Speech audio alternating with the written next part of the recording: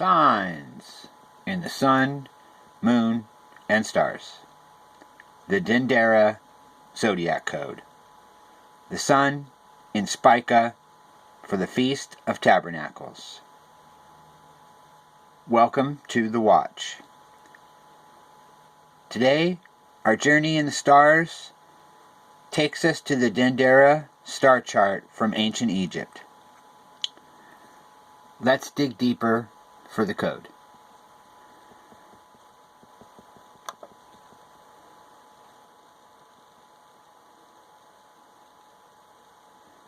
The first thing we're going to do is go to the book End Times and 2019, the end of the Mayan calendar and the countdown to Judgment Day by David Montaigne.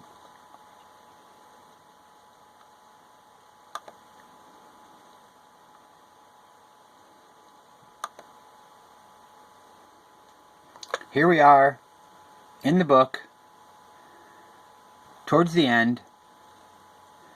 It says, many pages back, we briefly discussed a very important Egyptian drawing of the Zodiac, the Dendera Zodiac, which was removed from the ceiling of the temple of Hathor in Dendera, Egypt, and taken to Paris. We mentioned Michael Evans' interpretation that one of the items drawn on the Zodiac's Osiris was scepter symbolizes a restoration of order, and was drawn in a way that indicates the positions of the last North Pole and our current one. We mentioned that the goddess Hathor and her temple at Dendera are associated with the Eye of Ra and the destruction of mankind by flood. The Dendera Zodiac was built into the ceiling in an orientation opposite to today's skies, which commemorates devastation half a precessional cycle ago. The entire Zodiac describes the 25,800-year precessional wobbling of the planet's axis of rotation and the regular occurrence of the devastating pole shifts at regular points in the cycle.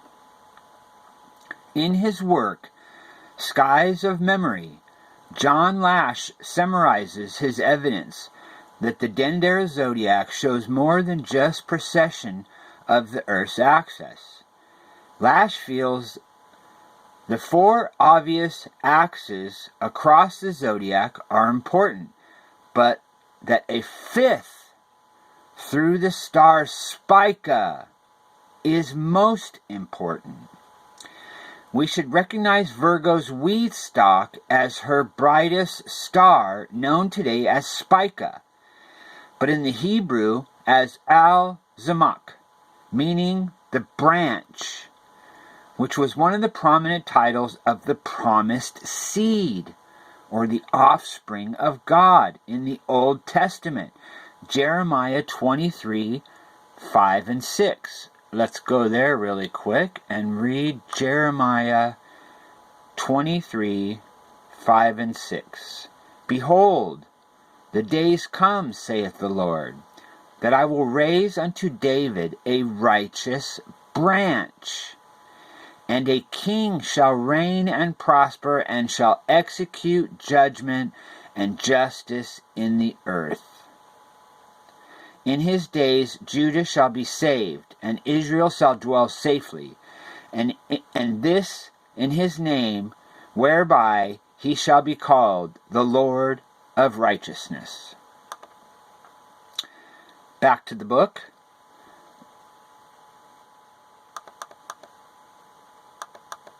What is unique about this as it relates to Dendera's Zodiac is that Spica, Al-Zamak, is one of only two individual stars marked on this entire star map, the other being Sirius.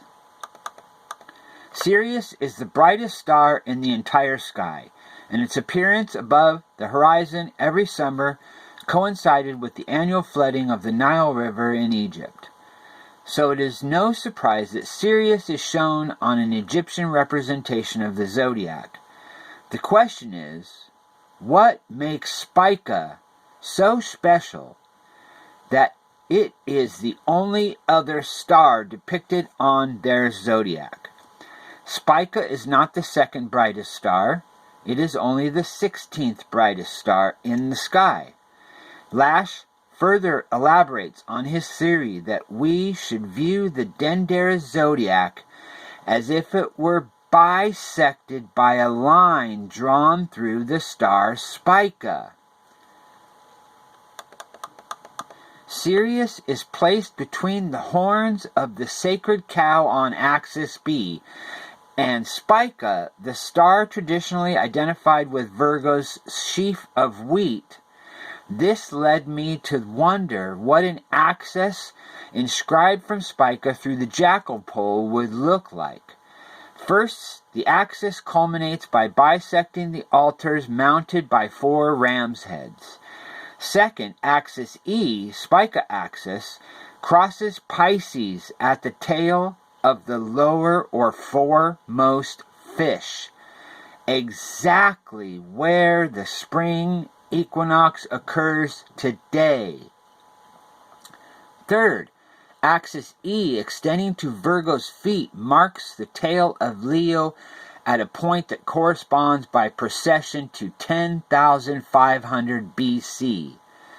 All in all, axis E marks the moment of precession when one full cycle ends and a new one begins. The first observation Lash points out is that the line of Spica axis bisects the ram altar on the periphery of the zodiac. This shows the correlation between the sun's position at the Feast of Tabernacles near Spica, with the altar of sacrifice that the promised seed would endure to pay the price for forgiveness of sins, the sacrifice that only Christ could pay for all mankind. It brings to mind Psalms 118:27. The Lord is God, and He has given us light. Bind the festival sacrifice with the cords to the horns of the altar. Lash elaborates on his second observation as follows. As the total pattern came into focus, I recognized that axis E signals this moment of epochal transition in a vivid, intentional way. Whoever designed Dendera was looking ahead in time to our age. When the spring equinox occurs under the tail of the western fish, because this is the time that the entire cycle culminates with the spring equinox just at that position in Pisces. The axial cross locked into unique alignment with the galaxy. We should also note that Spica's wheat is associated with the great harvest of souls in Matthew 3:12. He will thoroughly clear his threshing floor, and he will gather his wheat into the barn, but he will burn up the chaff with unquenchable fire.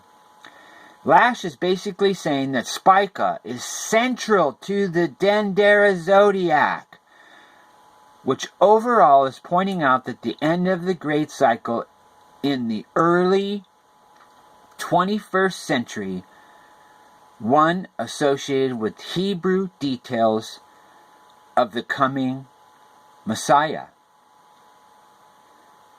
Let's go to Stellarium. Here we are in Stellarium. October the 17th, 2020. Let's dig deeper.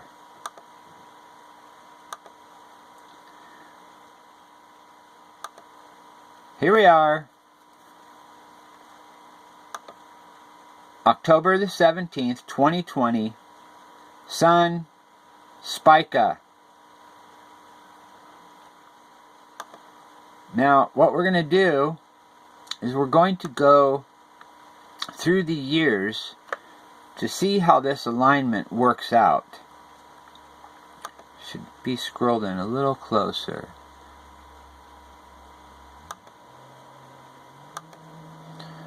Okay, here we go. We're going to go backwards and we're going to go forwards, and we're going to let you watch this.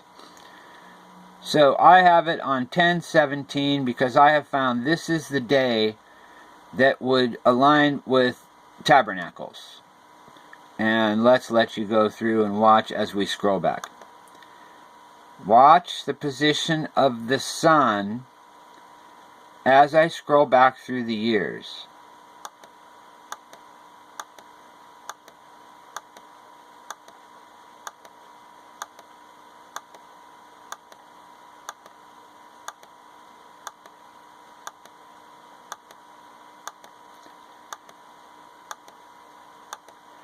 Okay, so if you saw that, you noticed that on the 17th, that the sun is always either lined up on the line of Spica or it is past the line.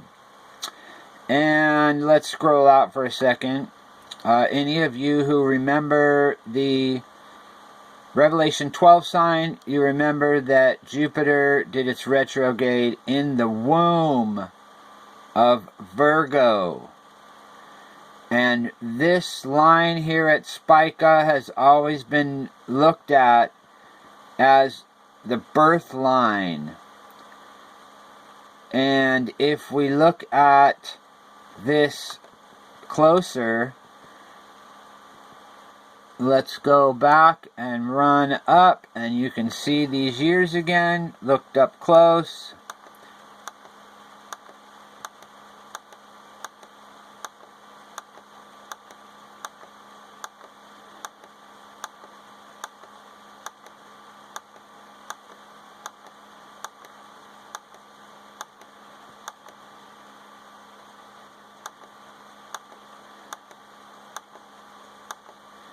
Okay, so we've gone through many of the years. Let's do one quick check.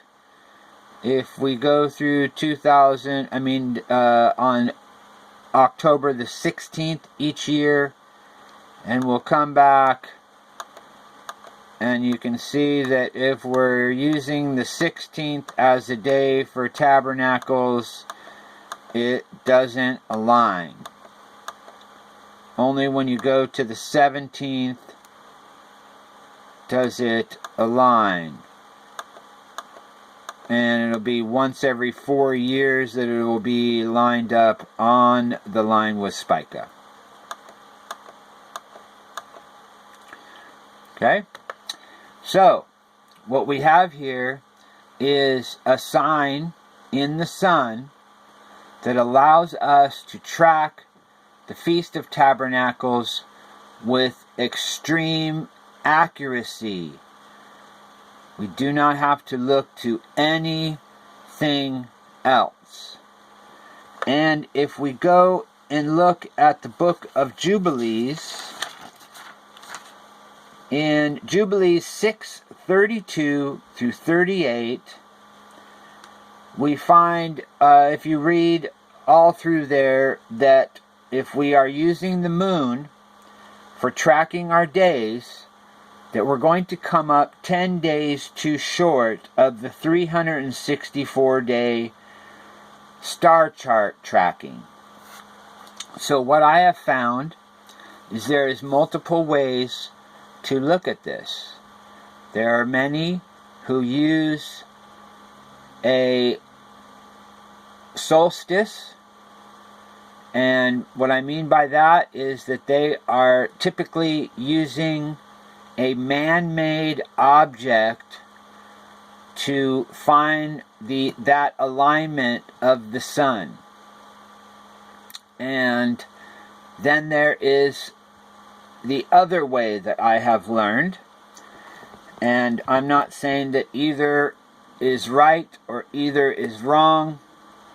I believe that the Father is using all of the calendars right now, including our own Gregorian calendar, to lead the body of Messiah to the door.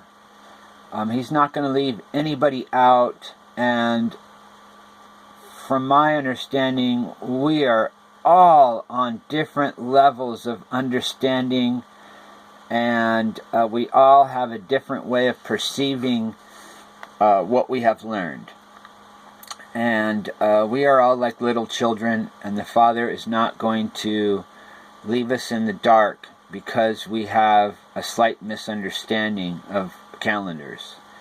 So I do not judge any of the calendars as right or wrong. As a watchman, I am looking for every calendar so that I can prove out the code. If the code fits, then it fits. If it doesn't fit, then it doesn't fit. And this year, and I do not know if this works out for other years, but this year, the Creator's calendar and the calendar of Makal Shabbat are lining up perfectly with this sun in Spica alignment from the ancient Dendera star chart. So we have signs in the sun, moon, and stars. Thanks for coming.